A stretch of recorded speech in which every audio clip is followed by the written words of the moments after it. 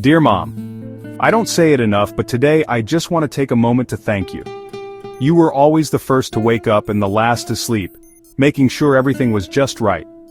I remember how you'd be up before the crack of dawn, cooking breakfast, packing my lunchbox, and kissing me on the forehead before school. Those mornings were filled with your love and care, even if I didn't always realize it then. You were my biggest cheerleader, my strongest protector, and my softest place to land.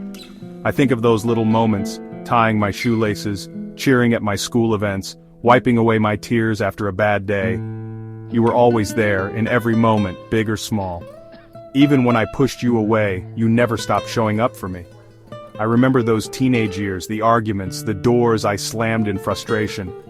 But you quietly placed a plate of food outside my door, always showing love in your own gentle way. Now, as I've grown up, I see all the love in the little things, the quiet sacrifices, the endless patience, and the unwavering belief in me. Helping you with groceries, sharing coffee together, laughing over old memories.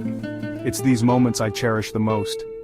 Today and every day I just want you to know, I appreciate you. I love you. Happy Mother's Day, Mom.